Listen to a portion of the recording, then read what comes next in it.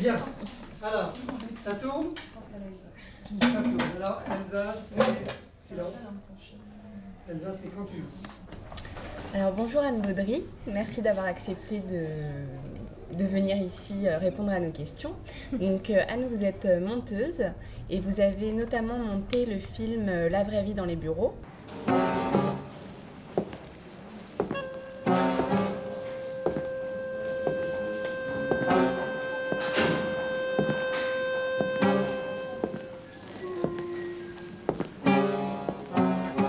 J'ai toujours aimé le cinéma, j'allais au cinéma quand j'étais petite, et puis adolescente beaucoup, et puis je m'étais engagée dans des études de philosophie, et au moment de passer le concours de l'agrégation, je me suis dit que c'était vraiment là ou jamais qu'il fallait que j'essaye de faire du cinéma, donc j'ai tenté le concours de l'IDEC et je suis rentrée à l'IDEC.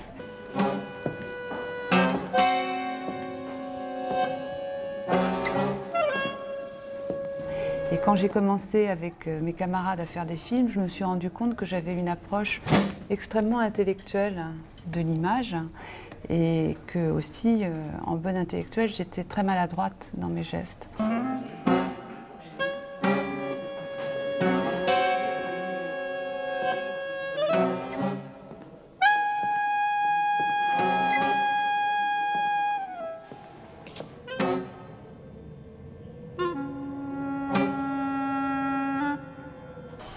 Et je me suis rendu compte que le montage, c'était une façon pour moi de faire appel à des qualités et des sensations que je n'avais pas développées.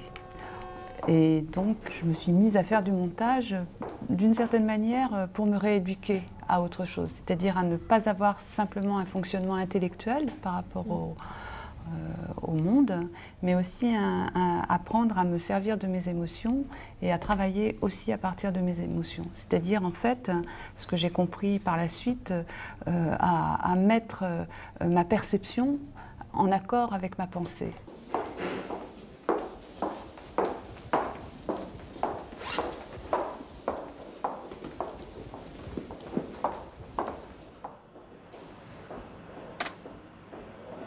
Jean-Louis avait eu une commande de la part de la SET qui voulait qu'il fasse un film sur le travail. Donc il avait choisi de faire un film sur la sécurité sociale.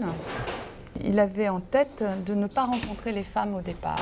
Et d'autre part, que toutes les femmes qui figureraient dans le film le seraient volontairement. C'est-à-dire qu'il avait envie que celle qui allait être filmée ait aussi le désir d'être filmée. Et c'était sans doute pour lui la garantie qu'elle dirait des choses fortes.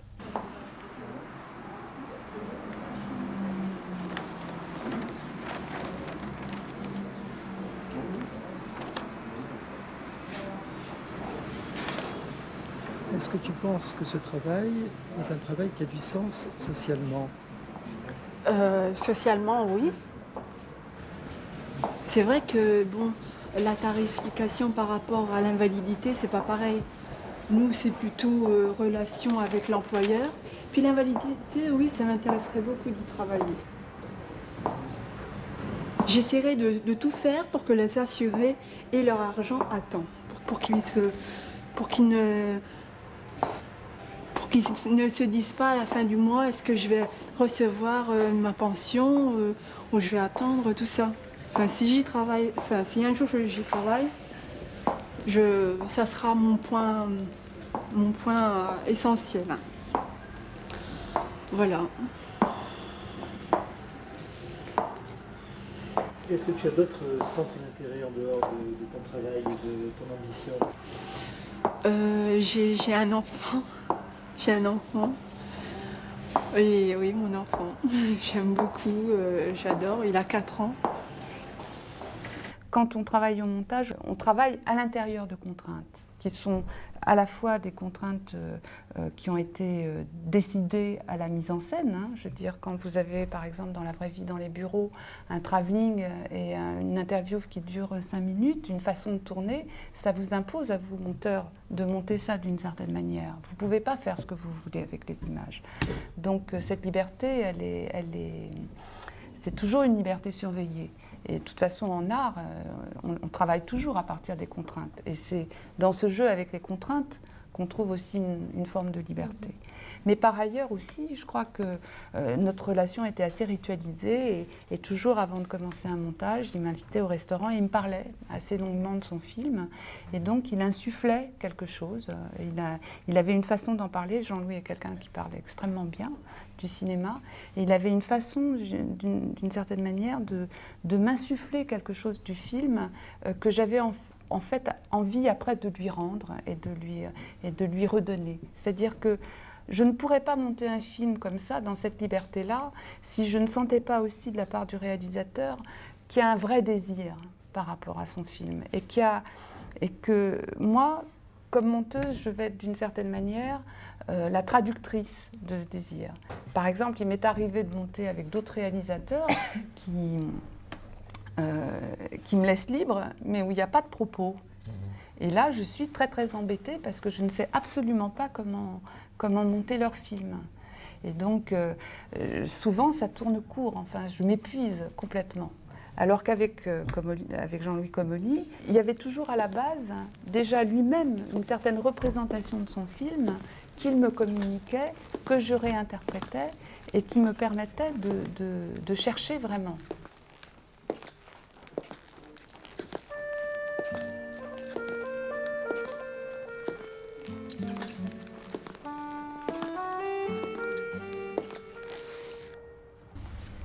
Jean-Louis est un grand amateur de jazz qui connaît plusieurs, enfin qui a l'habitude de travailler avec plusieurs musiciens de jazz. Et par exemple avec Louis Clavis, on lui montrait des rushs, il écrivait très rapidement la musique et j'ai toujours monté avec la musique. Et quand je n'ai pas encore la musique originale, je me sers de disques que le compositeur a déjà édités. Je prends des morceaux qui me paraissent proches de ce que devrait être la musique et je travaille avec la musique. Et c'est pour moi très très important. C'est-à-dire que la musique, vraiment, moi, m'aide à penser le film. Par exemple, quand on fait il y avait un travelling, je sais que j'ai eu énormément de mal. J'avais des éléments comme ça, par exemple des éléments des travelling sur les bureaux qui me paraissaient absolument interminables et je ne savais pas du tout comment j'allais les monter. En même temps, je sentais qu'ils étaient importants et forts et je crois que je n'aurais jamais pu les monter si je n'avais pas eu la musique. C'est-à-dire que tout d'un coup, la musique, en transformant ma perception du plan, m'ouvrait à des émotions et me permettait d'écrire ça à ce moment-là.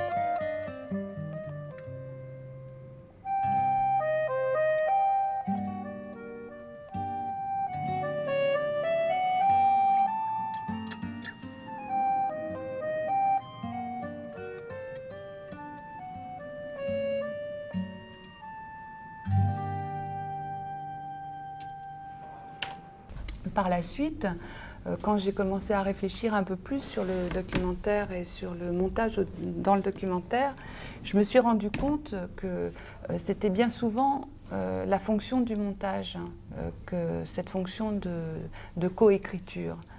C'est-à-dire que dans le documentaire, le réalisateur ne connaît pas exactement ce qu'il veut, la réalité qu'il va devoir, avec laquelle il va devoir se colter au moment du tournage. Donc il n'écrit pas de scénario comme en fiction où toutes les scènes sont absolument déterminées. Il écrit souvent il écrit un dispositif qui est une sorte de règle du jeu qui va lui permettre, par exemple, de déterminer quelle durée, sur quel laps de temps il va tourner, quelle est sa relation avec les gens, comment il apparaît comme auteur, comment il apparaît comme personnage ou pas dans le film, etc. Enfin, toute une série de garde-fous qu'il se donne à lui-même pour faire son tournage. Et puis après, au montage, on se retrouve avec tout ce matériel et il faut organiser ce matériel. Et l'organisation du matériel, c'est-à-dire le fait de choisir telle chose, d'en rejeter telle autre, d'organiser telle séquence par rapport à telle autre, de construire de telle ou telle façon, ça s'apparente en fait à une écriture de scénario.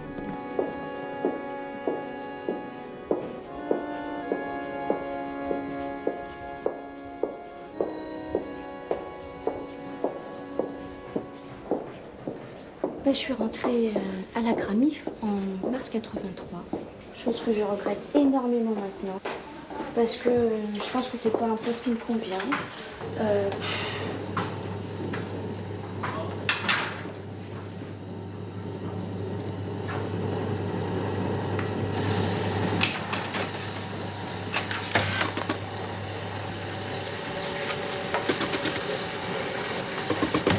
Quand j'aborde un montage, je suis extrêmement attentive à ce qui se passe en moi, à la façon dont moi-même je suis en train de me transformer au contact des rushs, dont la façon dont mon regard sur une réalité donnée, par exemple, va évoluer, va se transformer, la nature des émotions que suscite en moi la vision des rushs, et après j'essaye de retransmettre ça au spectateur par le travail que je vais faire sur la construction du film, en sélectionnant des passages qui sont ces passages-là que j'ai repérés comme étant ceux qui avaient provoqué en moi telle ou telle chose, et organiser tout ça pour, d'une certaine manière, repasser au spectateur, lui transmettre l'expérience que moi, j'ai traversée en tant que premier spectateur des rushs. Pour moi, ça se dit vraiment en termes d'expérience. Alors, je le fais à partir de ma propre subjectivité. Je ne suis jamais neutre face à des images. Je ne suis pas objective. Je vis les choses. Je vis les choses et je les vis avec une certaine histoire, une certaine vision du monde qui rentre forcément en relation avec ce que je suis en train de voir.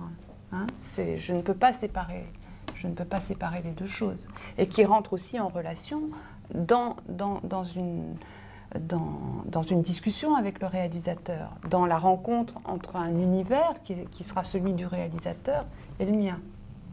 Et le film va se faire à partir la construction du film au montage va se faire à partir de tous ces éléments-là.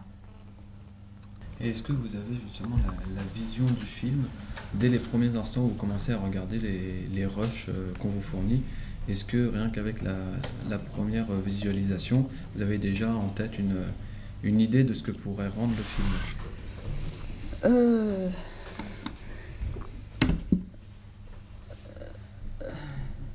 Non. Je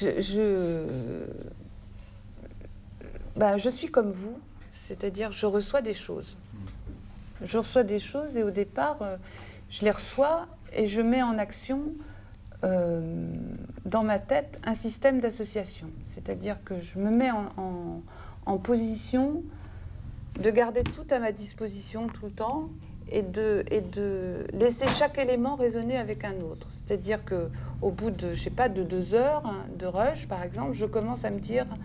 ça me fait penser à ça, ça me fait penser à ça, etc. Et de déclencher en moi un système d'association d'idées qui vont m'aider après à construire le film. Une des expériences fondamentales qu'on fait au montage, c'est que rien n'existe en soi, que tout existe parce qu'il a été placé par rapport à une chose ou par rapport à une autre. Donc on recherche tout le temps comment produire du sens en mettant tel élément à côté de tel autre. Voilà, là, il tape le numéro analyse, le numéro de l'employeur.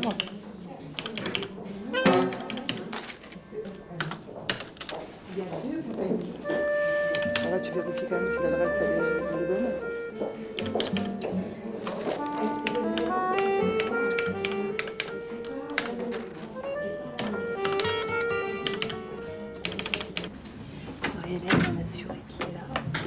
Soran a ses fiches de salaire. Il voudrait savoir où en est le dossier. Bah, ok. Tu lui dis que j'arrive. D'accord.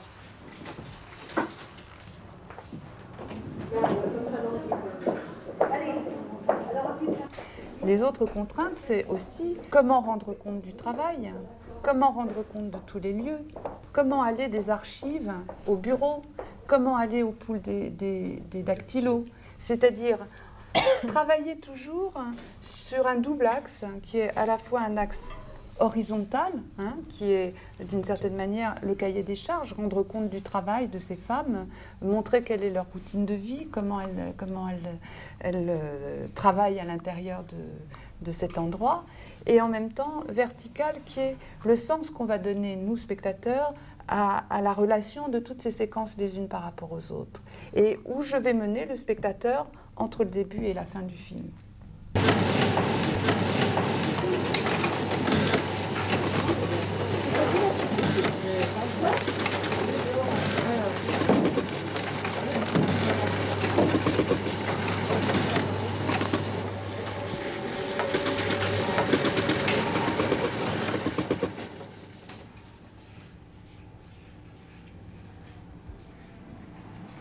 Autre chose, une chose qui me gêne énormément, c'est lorsque je parle à des gens, à des amis ou des personnes que je ne connais pas, pour me présenter, et ben j'ai un peu les glandes de dire que je bosse à la Sécu. Un peu beaucoup d'ailleurs, parce que j'ai rien à raconter de mon travail, quoi. Et lorsque j'en sors, je suis pressée de rentrer chez moi et de faire autre chose. Parce que et heureusement pour moi que j'ai une vie privée riche, sinon ce serait vraiment triste. Et lorsqu'on me dit qu'est-ce que tu fais, je dis je bosse à la Sécu et c'est tout, quoi. J'en rajoute pas parce qu'il n'y a rien à rajouter, vraiment rien. Et je trouve ça triste, quoi. Donc à 30 ans, si je ne fais rien, si je continue à rester à la Sécu jusqu'à 60 ans et me dire à 60 ans qu'est-ce que j'ai fait de ma vie, rien, sur le plan professionnel, j'ai pas envie de vivre ça, quoi. Donc c'est maintenant qu'il faut que je change de travail, que je me mette à fond à trouver autre chose, parce que pendant plusieurs années, je me suis laissée vivre.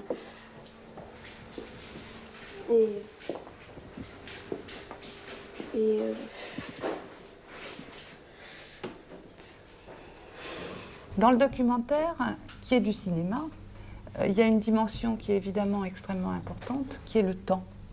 Le temps, justement, le fait de donner du temps et de laisser du temps. Et de laisser du temps pour qu'on perçoive autre chose. On est touché, pas uniquement par le contenu de la parole, mais aussi par ce qui se dégage généralement d'une personne. De son regard, de ses attitudes, de ses postures, de ses mimiques, de ce qui transparaît d'elle, de sa vérité, de tout ça. Et c'est ça que le fait de filmer dans le temps donne, apporte. Et quelquefois aussi, justement, une contradiction avec ce qui est dit. Par exemple, cette femme, justement, qui a des blancs, en même temps, elle se retourne, elle se met dos à la caméra. Et moi, quand j'ai revu ça, j'ai trouvé ça tout à fait extraordinaire, parce que le fait qu'elle tourne le dos à la caméra, c'est comme si elle disait, dans son corps même, qu'elle n'est pas d'accord avec ce qu'elle est en train de dire. Avant de rentrer à la caisse régionale, j'avais un métier, la couture, que je n'ai pas pu continuer d'exercer parce que bon, c'était mal rémunéré. Et je suis donc rentrée caisse régionale dans les bureaux. Pour moi, c'était un peu l'ABC, disons, de l'administration, que je ne connaissais pas. Enfin, ceci dit, ça m'a servi quand même à quelque chose, puisque j'ai appris à constituer un dossier d'invalidité. Donc ça m'a apporté quand même quelque chose. Et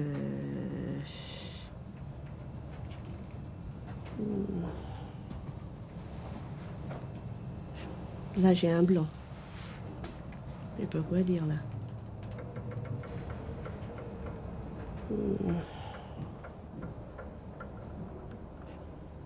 Et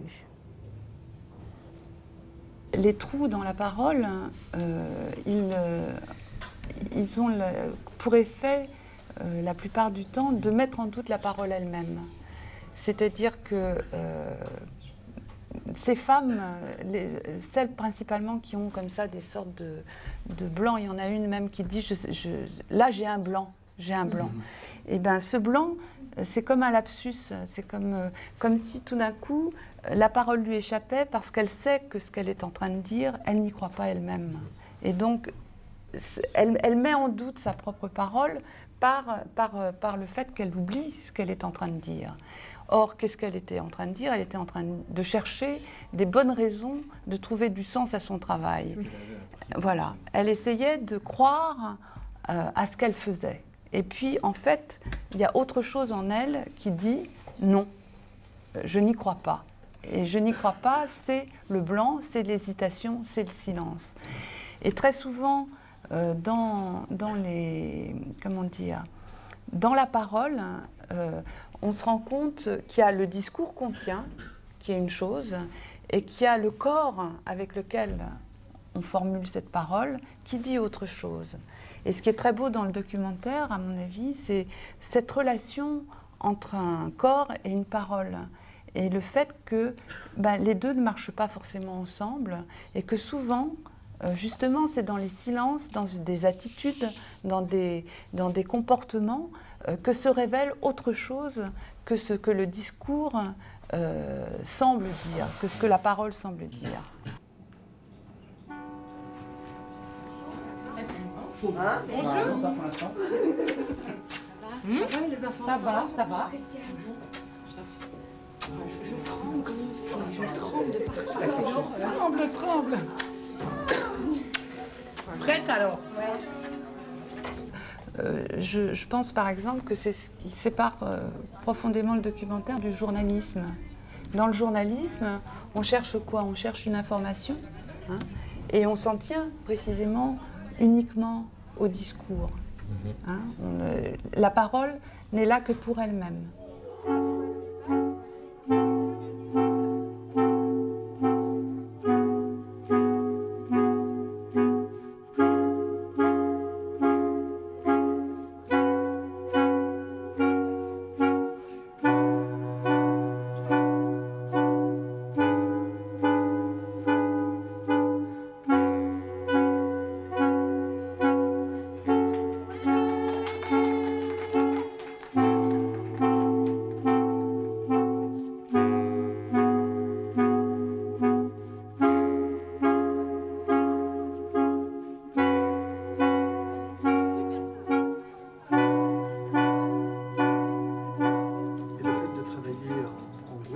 Ça vous a jamais pesé Oh non, pas vraiment, non. Bon, peut-être au début, comme je vous l'expliquais, puisque bon, c'est vrai que ça me... L'école, après, ça... Pour en changer un petit peu, puis... Après, on s'y fait, hein, je crois qu'on s'y fait. On s'y fait très vite, puisque si on tombe déjà sur des bonnes collègues qui vous reçoivent bien, il n'y a pas de problème. Quand l'ambiance n'est pas parfaite, c'est vrai que ça y fait dans le travail, hein, déjà. Hein.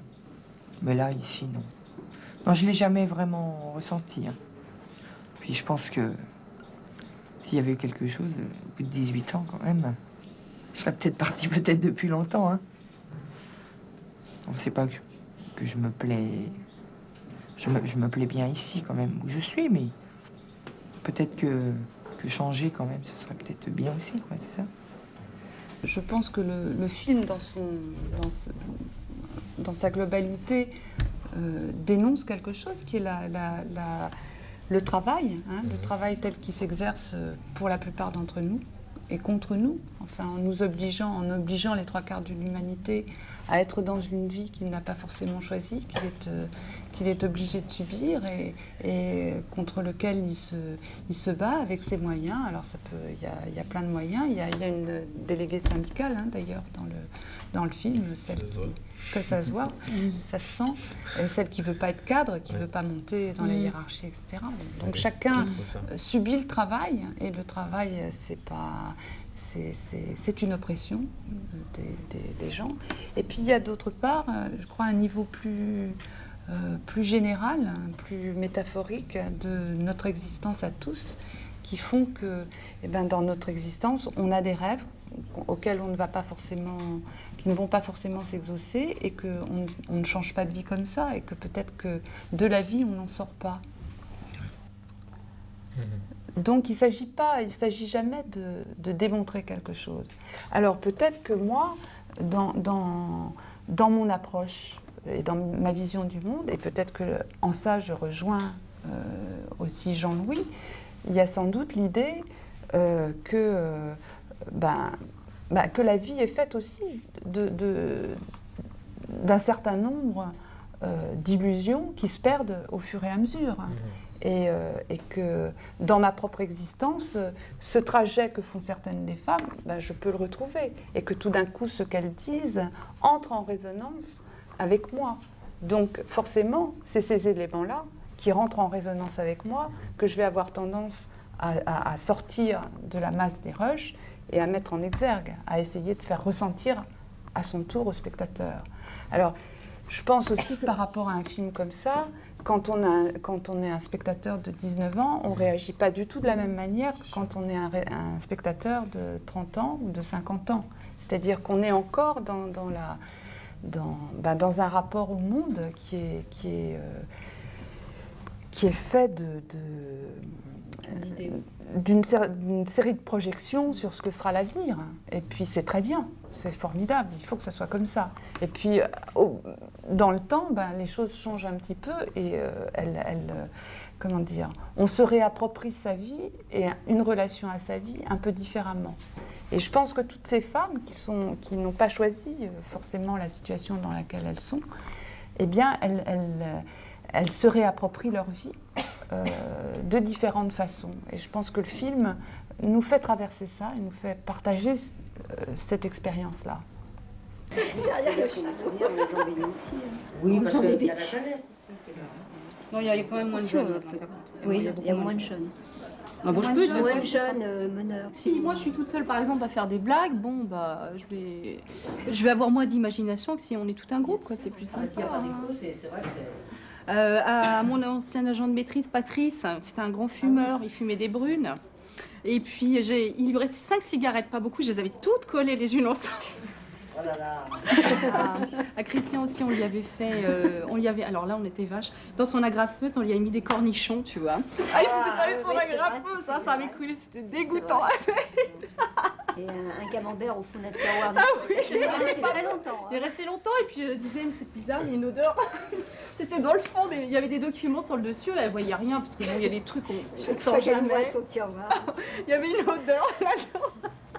Et mon oncle, il m'a dit que lui carrément, ils avaient découpé du carbone, ils avaient tout collé, à la format du PQ, tu vois. Et ils avaient retiré toutes les ampoules des toilettes. Ils avaient mis ça à la place du PQ. Est-ce que tu voyais les gens comme ça? Ils devaient s'imaginer comment c'était. Ça va être tendance, les mecs, ils étaient tous sortis des toilettes pour regarder la tête des gens parce que c'était ça l'effet, tu vois.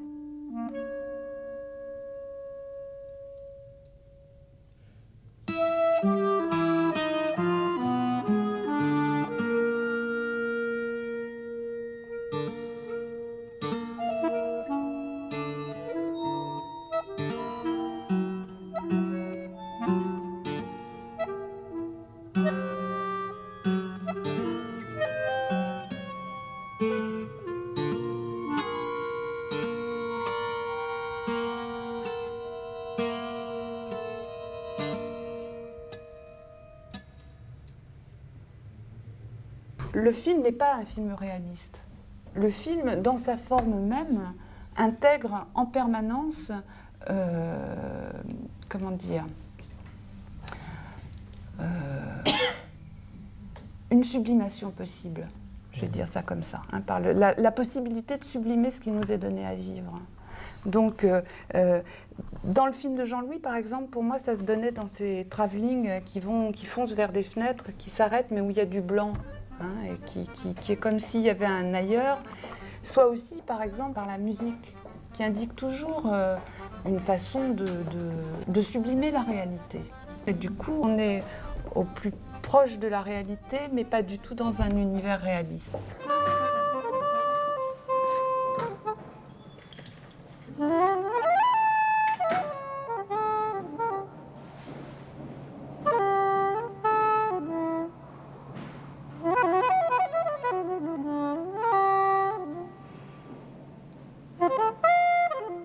La musique, elle joue dans le film à plusieurs reprises en rupture avec ce qu'on voit. Hein.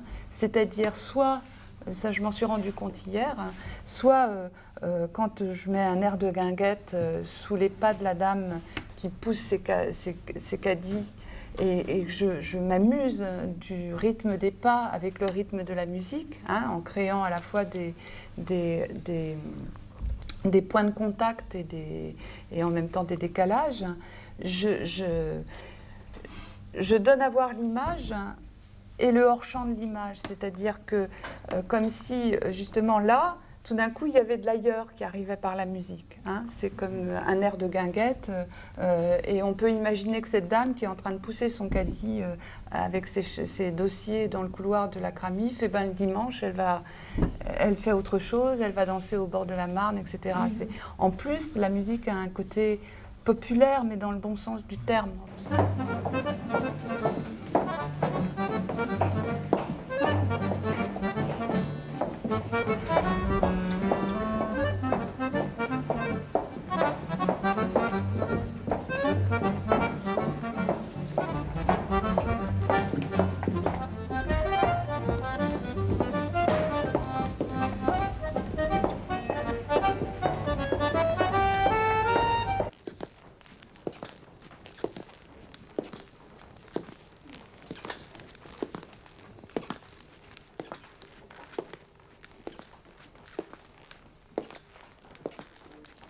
Lui aussi, il est dans ses couloirs. C'est-à-dire, justement, il n'est pas dans une position de maîtrise par rapport à ces femmes. Et il ne dénonce pas le pathétique d'une situation. Et ces femmes sont pour lui l'expression de son propre enfermement. Il arpente cette réalité, il arpente ses couloirs, et il indique qu'il fait de la mise en scène, que c'est une représentation, que c'est sa représentation, et qu'il n'en est peut-être pas si extérieur que ça, de ces couloirs, de cet enfermement, du temps qui passe, de la vie dont on ne s'échappe pas, des stratégies qu'on élabore pour trouver autre chose, etc.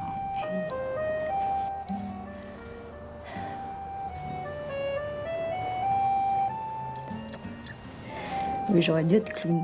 C'est vrai, ça aussi on me le dit. J'adore me déguiser et être clown. C'est vrai, c'est utile les clowns. Très utile. Faire rire. C'est vrai, j'aime bien. En plus, il est caché. J'aime bien les gens qui sont cachés par un masque et qui... Je trouve qu'on peut mieux faire passer, c'est... Surtout à ne pas parler en plus. Faire rire sans parler, ça va être formidable.